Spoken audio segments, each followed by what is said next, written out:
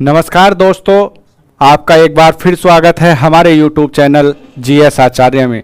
जैसा कि आपको पता है, दिल्ली मुखर्जी नगर से हम आपकी यूपीएससी की तैयारी करा रहे हैं। इस यूपीएससी की तैयारी में हमारी जो एक सीरीज चल रही है में UPSC and PCS mains answer writing program. इस आंसर राइटिंग प्रोग्राम में हम आपको एक प्रश्न का आंसर लिख करके आपको समझाएंगे किस तरह से हमें आंसर लिखना चाहिए।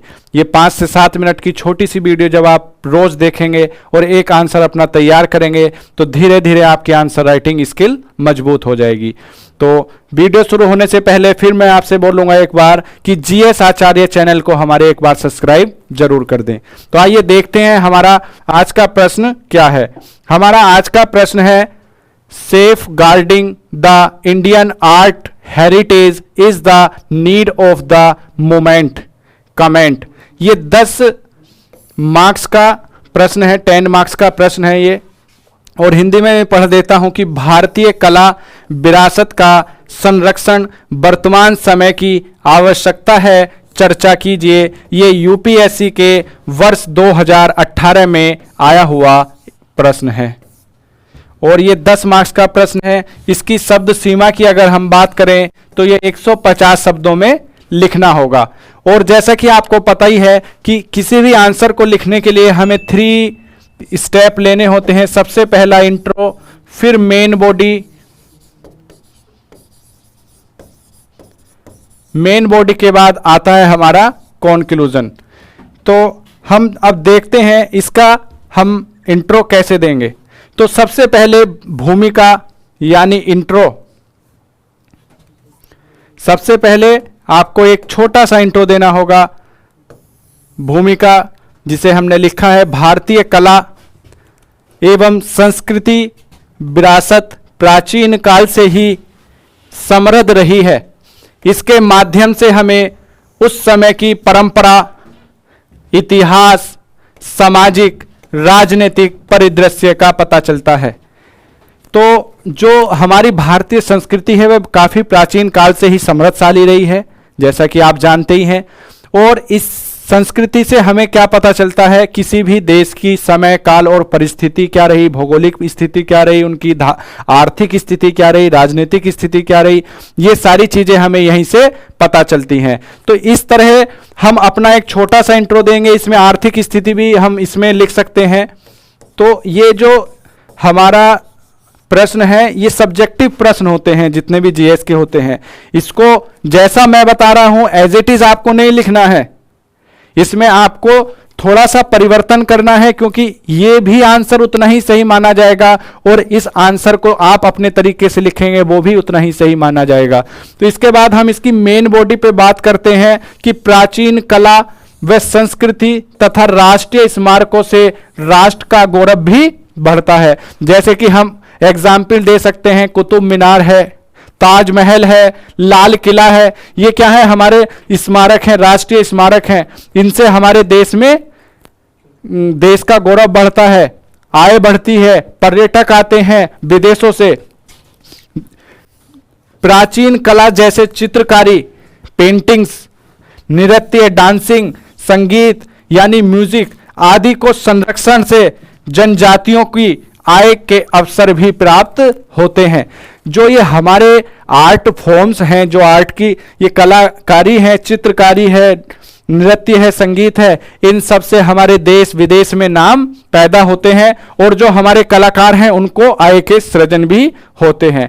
इसी तरह हम इस मेन बॉडी में ही अगला पॉइंट क्या देंगे कि भारतीय जो संस्कृति है, सांस्कृतिक धरोहर जो है हमारे भारत की, उनके संरक्षण के माध्यम से पर्यटन उद्योग, जो टूरिज्म है, जो पर्यटन उद्योग है, उसको भी गति प्रदान की जा सकती है।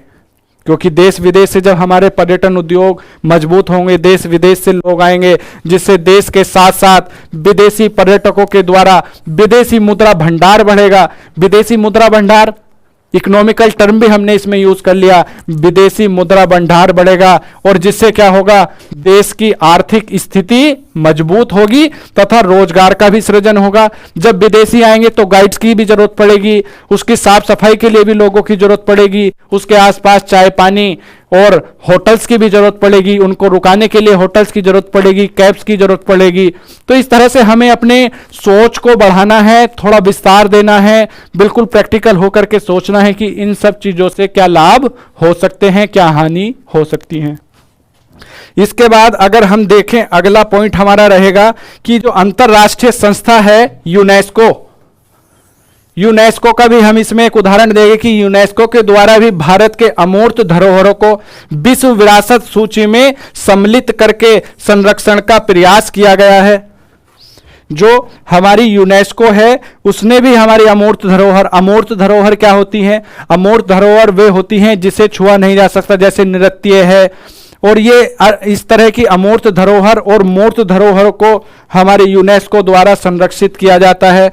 तो ये हमारा मेन बॉडी हो जाए, क्योंकि हमें शब्द सीमा का भी ध्यान रखना है। तो हम इसके बाद क्या करेंगे, अपना एक छोटा सा और सारगर्भित निष्कर्ष देंगे। सारगर्भित निष्कर्ष में क्या रहने वाला है?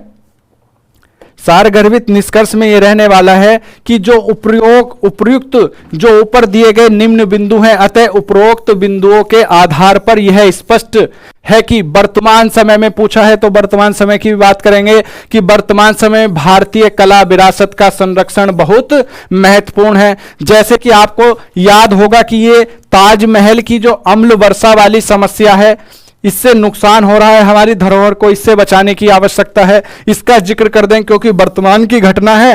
और इसके बाद हम ये बता देंगे कि संविधान के अनुच्छेद 49 तथा 51 क च में भी इसका ही समर्थन किया गया है कि हमारी जो भारतीय सांस्कृतिक धरोहर है इनका संरक्षण किया जाना चाहिए और इनके लिए हमें कार्य करने चाहिए, जिससे देश की आय बढ़ेगी, देश में रोजगार सृजन पैदा होगा। तो इस तरह आप एक छोटे से आंसर को अच्छे से लिख सकते हैं, इसमें अपने एफर्ट डाल सकते हैं, कोई नया उदाहरण दे सकते हैं, वर्तमान समय से इसे रिलेट करना जरूरी है।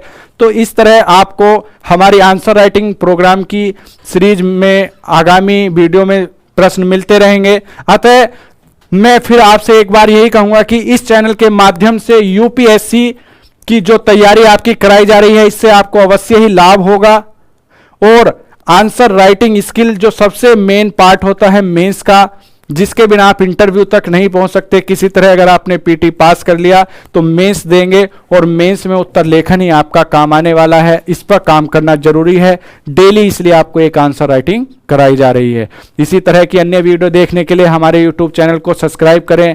हमारे अन्य इनिशिएटिव आपके सामने आने वाले हैं। हिंदी लिटरेचर पर काम होने वाला है और हिंदी लिटरेचर की भी आंसर राइटिंग सीरीज हम यहाँ पर शुरू करने वाले हैं। इस वीडियो को देखने के लिए आपका बहुत बहुत धन्यवाद।